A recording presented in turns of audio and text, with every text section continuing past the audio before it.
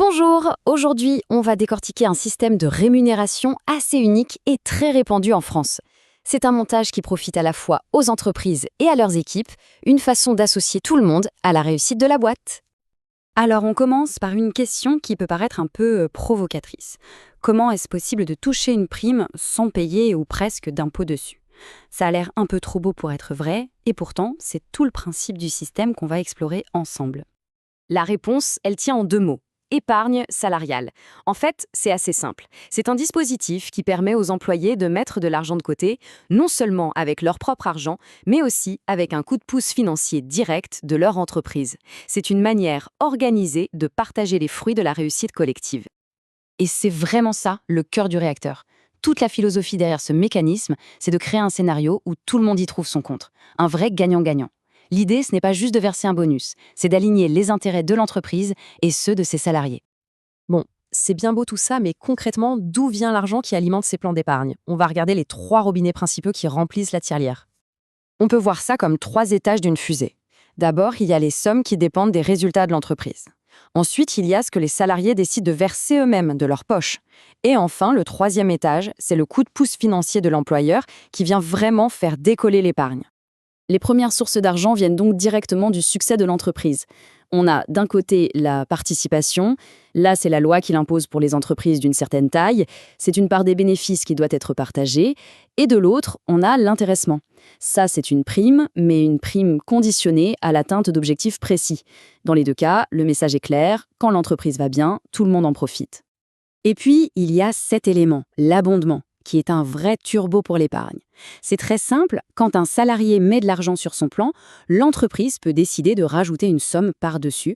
Parfois, elle double la mise, voire la triple, dans la limite de certains plafonds bien sûr. C'est un levier extrêmement puissant. Ok, on a vu le circuit de l'argent. Mais on peut se demander, pourquoi une entreprise s'embêterait à mettre tout ça en place? Quel est son intérêt dans l'histoire? Allez, passons du côté du bureau du patron. Bien au-delà des chiffres, c'est un outil de management redoutable. Ça permet de motiver les équipes en liant directement leur travail à une récompense financière tangible. Forcément, ça renforce l'implication, la loyauté et surtout, dans un marché du travail tendu, ça aide à garder les meilleurs talents. Ils ne sont plus de simples employés, ils deviennent des partenaires de la réussite. Et là, on touche au nerf de la guerre pour l'entreprise, l'avantage financier. C'est énorme. Toutes les sommes versées, que ce soit la participation, l'intéressement ou l'abandonnement, sont déductibles de ces impôts. Et ce n'est pas tout. Elles sont aussi exonérées de la majorité des charges sociales patronales. En clair, pour donner 100 € à un salarié, ça coûte beaucoup, beaucoup moins cher de passer par ce système que par une augmentation de salaire classique. Donc, l'entreprise économise sur les impôts et les charges, tout en ayant une équipe plus motivée. Le calcul est vite fait pour elle.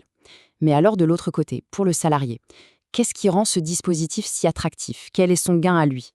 C'est là que ça devient vraiment, vraiment intéressant pour l'épargnant. On va regarder de plus près le bénéfice net, comment se constitue un capital avec un traitement fiscal de faveur. Le point absolument central, c'est ce triple avantage fiscal. Primo, les sommes qu'on reçoit via l'épargne salariale ne sont pas soumises à l'impôt sur le revenu, à condition de les placer.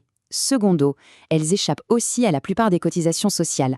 Et tertio, la cerise sur le gâteau, si les placements génèrent des biens, ces gains sont eux aussi exonérés d'impôts. Par rapport à une prime classique qui est lourdement taxée, la différence est juste colossale.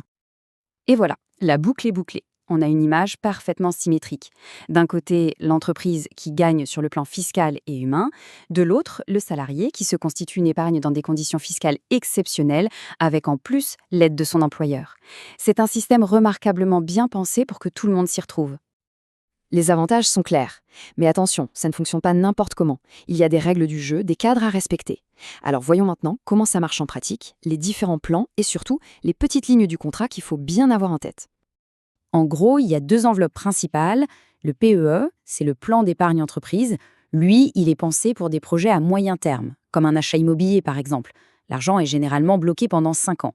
Et puis, il y a le PEREC, le plan d'épargne pour la retraite. Comme son nom l'indique, là, l'horizon est beaucoup plus lointain. Les fonds sont bloqués jusqu'au départ à la retraite. 2 objectifs, 2 durées différentes.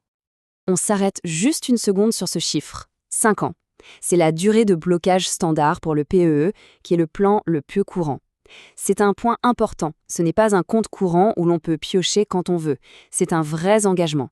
Bon, il existe des cas de déblocage anticipé prévus par la loi, comme un mariage ou l'achat de sa résidence principale, mais le principe de base, c'est ce blocage de 5 ans. Et attention, dernier point, et non des membres, il faut être très clair là-dessus. Ce n'est pas un livret A. L'argent est investi sur des supports financiers, des fonds, qui peuvent monter, mais aussi baisser. Comme le rappelle très bien le Crédit Mutuel, il existe un risque de perte en capital, partiel ou même total. C'est la contrepartie d'un potentiel de rendement plus élevé et des avantages fiscaux. Il faut en être conscient. On a donc vu les mécanismes, les avantages pour chacun, mais aussi les contraintes et les risques. Tout ça nous amène finalement à une question un peu plus philosophique. Dans un monde du travail qui cherche de plus en plus à aligner les intérêts de l'entreprise et de ses salariés, est-ce que ce système, basé sur le partage du succès, n'est pas tout simplement la forme de rémunération la plus intelligente et la plus juste ? La question reste ouverte.